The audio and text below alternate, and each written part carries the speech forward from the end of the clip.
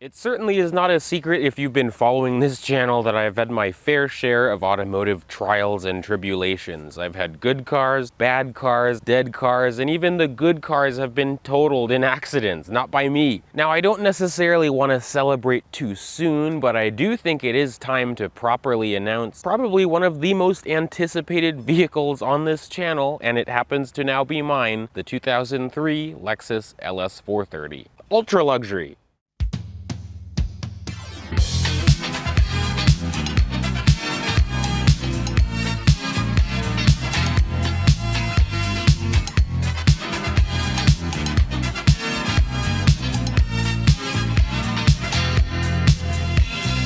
Now yes, I know this isn't the manual transmission station wagon that I wanted at the end of my Acura CL video, but this is still one absolute unit of an automobile. Welcome to my LS 430. If you don't know too much about the Lexus LS, I'll give you a little bit of a rundown. Lexus first introduced their large full-size flagship sedan in 1989 for the 1990 model year, marketed as the flagship and full-size big brother of the smaller ES250, which was also a very popular little car. The original LS 400 offered all the comfort, reliability, and practicality of Toyotas while adding luxury and value that you just could not get from an E32 7 Series or a W140 S-Class. Of course, those were really nice cars, but you could get the LS for a fraction of the price. The original LS 400 really started an impactful legacy of continuous Lexus LS buyers, and now with this new ES out and nothing really happening to the current LS, I really am not sure what Lexus is planning to do with that, and that's a little bit concerning. The original LS 400, also known as the UCF-10 body, ran from 1990 to the 1994 model year. And then for 95, we got the second gen UCF-20 LS 400. It did look very similar compared to its predecessor, but it was larger and featured more luxury appointments inside to make it more competitive. Lexus sold the second gen from 95 to 2000. Then in January of 2000 at the New York International Auto Show, the all-new flagship LS 430 was revealed. And then by October of 2000, these were on showroom floors as 2001 models. Of course, the 430 is still a rather boxy sedan, but especially compared to its predecessors, this is more rounded and aerodynamic. Lexus actually designed the LS 430 in a wind tunnel, and it really did pay off because this has the same coefficient of drag as a Honda Insight in 2001, 0.25. The LS 430 was also the first US market Lexus to feature radar cruise control from the factory. Lexus did offer it in the LS 400 previously in Japan, and it's something that pretty much every new car has now, but in 2001, radar cruise control? That's pretty dope.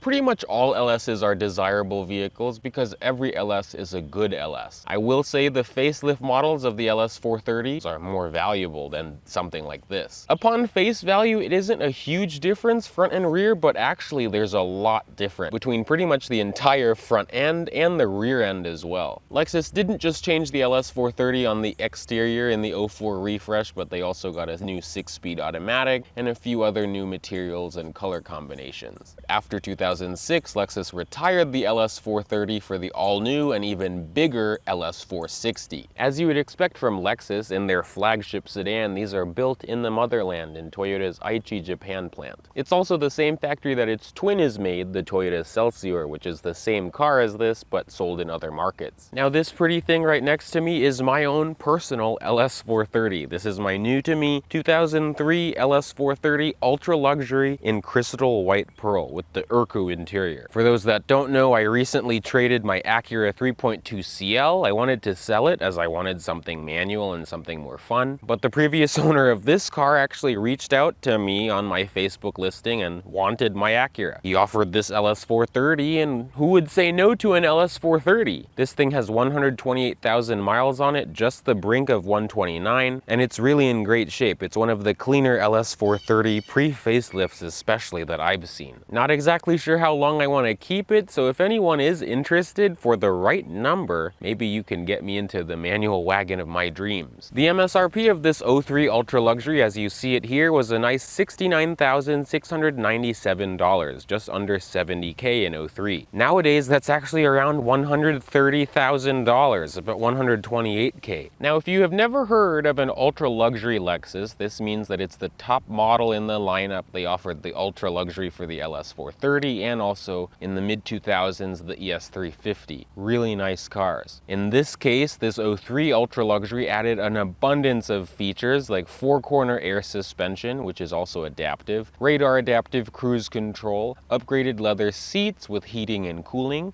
massaging rear seats, power reclining rear seats, a power rear sunshade, a refrigerator in the center console in the back, standard navigation with the Mark Levinson audio system, and to make sure it was very quiet inside the LS, double pane glass for the front and rear windows. I find it interesting that they didn't load the LX, which was their SUV flagship, with some of the features from this car. Just like nowadays, Lexus kept it pretty simple in 03 when it came to LS 430 configuration.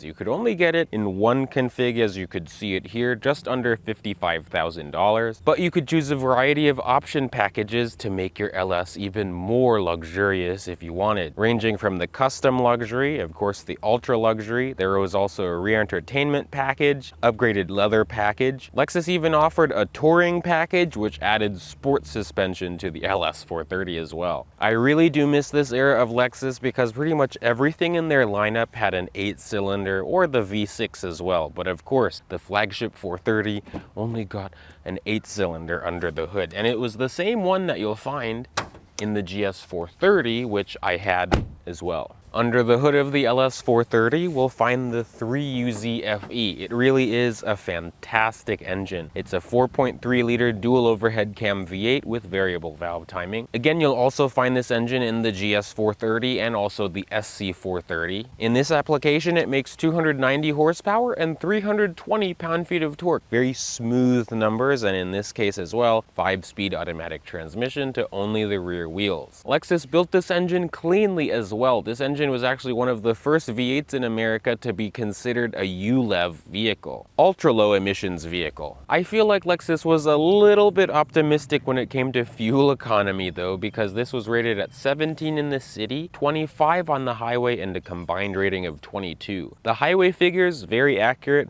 but in town I see around 14 mpg. But regardless, don't expect Prius-like fuel economy from your V8 rear-wheel drive full-size luxury executive sedan.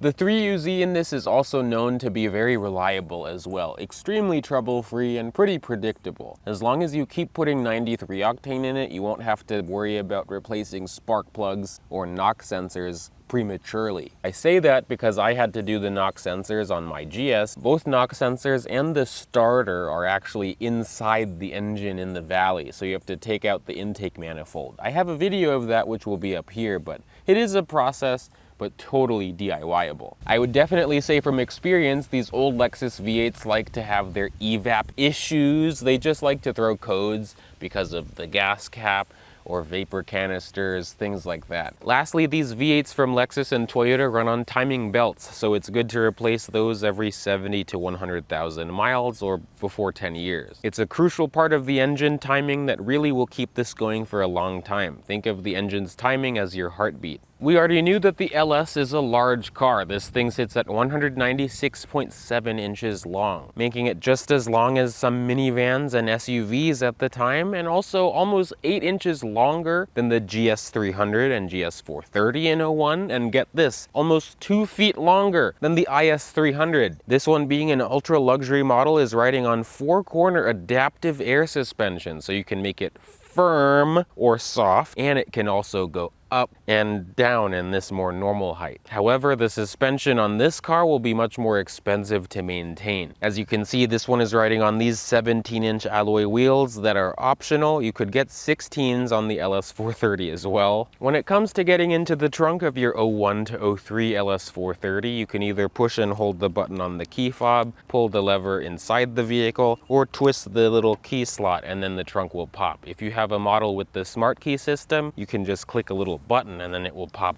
very fancy. I thought this trunk would open on its own, but it is soft close, which is nice. But this trunk reveals a cavernous 20.2 cubic feet of volume. It's really spacious even though this is a sedan. There's also, thankfully, a full-size spare tire underneath. Also, there's a fancy toolkit that's built in. This is where the tire iron and a few other things are, but it's very interesting how nice They even made all that fancy as well. And now welcome to the rear seat of my limousine. First of all, we can acknowledge the soft closing doors.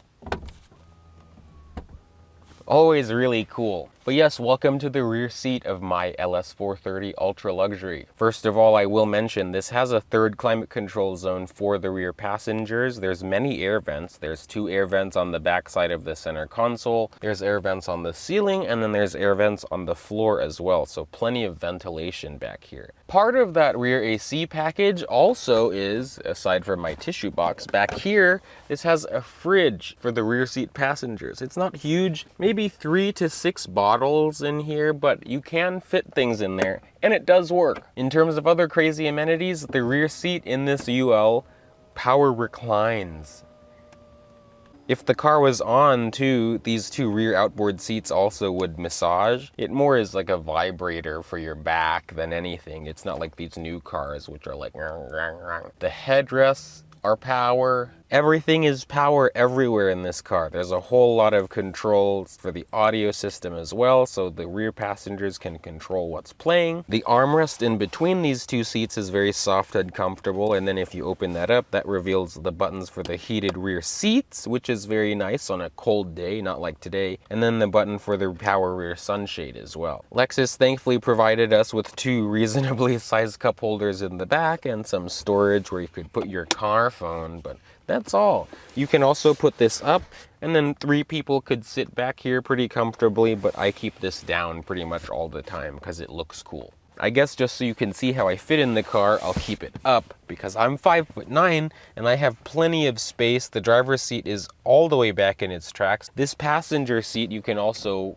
mess with these buttons that are on the back side of it. You can slide it forwards and backwards, so whoever's sitting in this seat, the most comfortable seat in the car, can really get comfortable. But as you would expect, there's plenty of space back here. The rear seat is very comfortable even in its upright position. No complaints on my behalf. There's also a cigarette lighter, so you can light up, well, roll up and light up, and you don't have to get the interior of the car messy because we have ashtrays that have never been used. So accommodating. The rear windows are auto up and down. There's memory for some reason for these rear seats. I've read the whole owner's manual and I still don't know what the C button does for the rear seats. So if anyone knows, please let me know in the comments. Among the many other things about this rear seat to talk about, this has rear sunshades, peasant blockers. You can see this quarter window has a peasant blocker as well. The rear seat of this car really is the selling point of the Ultra Luxury. The driving experience certainly is one thing, but let's just find out how that is. Now welcome to the interior and driving experience before we get run over by a lawnmower of my large white land yacht, my 2003 LS 430 Ultra Luxury. It is really calm, cool, and collected in here. You really feel like you enter a cocoon, a chamber of peace and tranquility. This is the key fob. Typical old Lexus. It really reminds me of the good old days. I do have to replace it because, as they all do this, the key chips like this, but my big wad of keys, because this one is an 03 and not an 04, it doesn't have the smart key that was optional. That allowed you to just keep the key fob inside the vehicle and then twist on the nub. But because this one is a pre-facelift, we have the real key, so we just twist, well, insert and twist. You can see the powered tilt and telescoping steering wheel, and then we can listen to the old Lexus chime.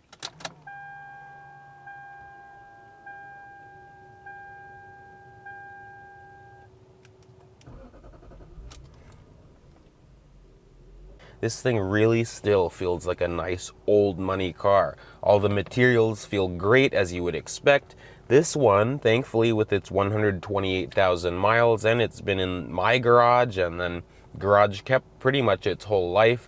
The dash has no cracks in it, no bubbles, nothing weird because of heat. Minimal wear on this interior, even though it is a lighter color. Just on the steering wheel, but I might have that dyed sometime soon. And a little bit on the center armrest. Otherwise, the seats are in great shape. Everything just still feels nice and soft and moist. It just has life in it still. I can turn on my cooled seat. The driver and passenger side front seats are heated and cooled. There's nothing to complain about at all. It's really quiet. Even to new car standards, it's unbelievably quiet in here with the AC on, especially when you close the windows. It's just like you entered into a cocoon.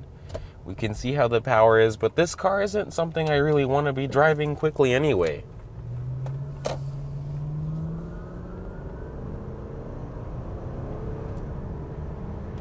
It's very quiet when it puts its power down. It's just not really a car that you want to be, like, it doesn't encourage you to drive quickly. I know that there's hooligans that drive their LS 430s quickly, but I really don't understand that. The brakes do feel good. I am due to replace my front rotors and pads. I have the parts, but I've just been procrastinating that. But the brakes on these Lexuses feel nice and solid. Something I like about the LS 430 for being a big car, you see how tight it turns? It's crazy. Probably in the few months that I've owned this thing, I've only floored it maybe once or twice. I've not needed to. This has effortless power, even though this is the 5-speed. I don't really notice that big of a difference in terms of performance because it still is very good. It's not a performance sedan at all. It really does feel well on the road, just like the GS because of its double wishbone front suspension, which it does allow this big car to handle well. Maybe in a second we'll see how the corners are. Not really, but we'll see how the road is when it bends.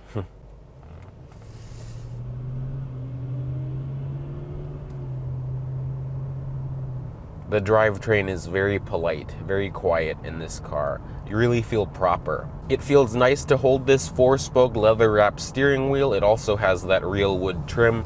All the wood trim in LS's and Lexus products, especially the higher end ones, all the wood trim pieces are from the same tree. Throttle response is good, but I will say if you're driving an LS 400 or a GS 400, the electronic throttle in this 3UZ isn't as responsive, but in this car it really doesn't bother me. In my GS it bothered me because that was a more athletic sedan, but this one, it's good. Speed bumps, takes them with nothing. Again, this ultra luxury has air suspension, so it does ride very nice and smooth. And even though this is a big car, it doesn't feel like a lot to drive it. The steering, I could really drive it with one finger. It has light, effortless steering. It causes you to not really have much fatigue when you drive this. It would be great to drive this long distance. The gauges in the LS 430 are just like the previous LS's and some other older Lexuses as well. They're electroluminescent display. I really do like it. Not a lot to the gauges, but there's plenty. It's all I need. You have the tachometer, speedometer, coolant, and fuel gauge. You know, that's all you need, especially in this car. I like where all the switchgear is located, not just in the LS 430, but in other Lexuses of this era as well, like where the power folding mirror switches are, the mirror controls. Underneath that, there's a little compartment where I keep, money for parking. I guess now people can rob me. It's not like a passionate driving experience at all, but it's just always really comforting and calm, especially in the back seat.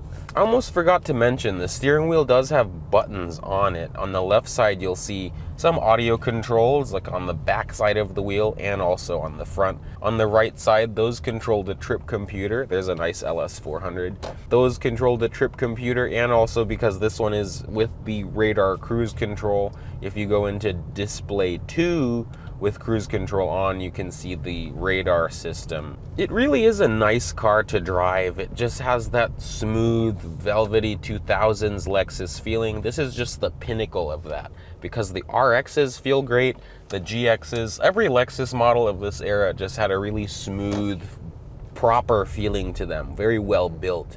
This one is just the top of that. And even 20 plus years later, it still feels like that. I would rather have this than a new LS myself. This is much more simple. I really do like that in this one, the previous owner put in an Apple CarPlay module. So this was a Grom V2 if I'm not mistaken. So it has wireless and wired Apple CarPlay and Android Auto.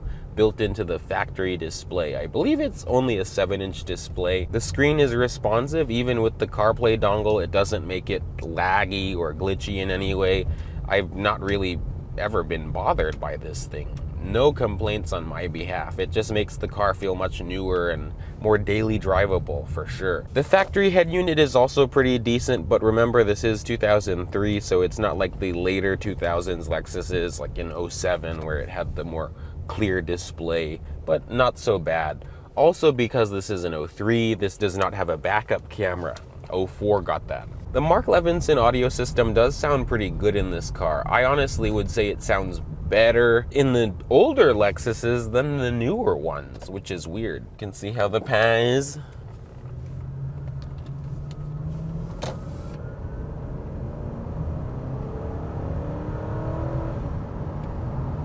It's just very smooth, but it's, again, just not a car that encourages speeding. I mean, I drive quickly with this car, but it's not a car that encourages heavy acceleration, you know? It'll do it, but why? Up front, we have dual zone climate control. The driver and passengers have easy access to both of those temperature controls. The other controls for the climate are embedded into the screen. That is one thing. In typical Lexus LS fashion, this does have the oscillating vents for the front passengers. I find it interesting that if only I'm sitting in this driver's seat, the passenger side vent will focus on me as well because it knows I'm in the car and no one's in the passenger seat. But if someone is in the passenger seat, it will start to blow air in that direction as well. You can see the physical controls for the Mark Levinson audio system underneath the air vents, and then underneath that is a 6-disc CD changer. Underneath all that, you can see all the buttons that identify this one as an ultra luxury because it has all the buttons that are available, all 7. I will say, after driving this car, I do notice, you know, the windows are quiet. There's less wind noise in this car. It's pretty isolated in that regard. And I just keep the suspension in normal mode because sport mode doesn't really do it. I mean, I notice it does make it a little bit more firm, but this thing is soft by nature, so it's really a propaganda button to me. This also has adjustable height. You can make it go up or on normal. It doesn't go up too high, and it's a button, again, I don't really use, and I don't see the need to use it because I'm not going to drive this car in dirty situations. The transmission power button does do something. It starts it in second gear when you're in snow mode, and then it is a little bit more responsive in power mode. On the right side of the shifter would be an ashtray with a cigarette lighter, but in this case, that's where that Grom V2 module is placed. The LS does have cup holders in the front, but they are more useless than not, which is kind of annoying. They're behind the shifter, and just like other old Toyotas, they will spill your drinks if you're not careful. Like around this corner here, it's effortless. You know, anything that you put this car through, it's effortless. The steering is very light, very easy. It's just good. Everything about this car is good.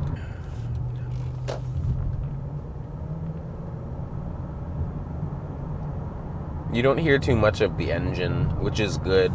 It's just so isolated, even though it is an older vehicle. Even the LS 400s of yesteryear are still just as smooth. The front seats in the LS 430 are wonderful as well. Just like how you would expect from a luxury car, you have many adjustments. Power everything. Power everything. It's really nice. Heated and cooled front seats, and I have a great deal of support for my lower body and my upper body, like my back. So this is just a really well-built car for road trips and just any type of driving.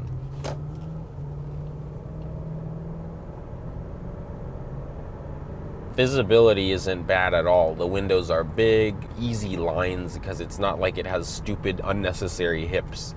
I notice in a few of the LS 430s I've experienced, you have to push forward on the console as you open it to open it, but then it reveals a 2-level center console with the power outlet in it as well. A very well thought out car. I do like that. There's pockets that open up in the door card. I also like that all 4 windows are auto up and down, as I would expect, and also the driver has memory, 3-person memory, for not only the seat, but also the steering wheel and the mirrors as well. It's great on a hot day like today. This has a ball chiller vent. It's a vent that it blows between your legs, so it does make it cooler, that's for sure. I will say I'm really fortunate to be able to be finally driving and reviewing and owning an LS 430, but now I don't know, I'm content now. If someone wanted to buy this car, I'd be like, okay, I'll keep it for a little bit, but if anyone is interested in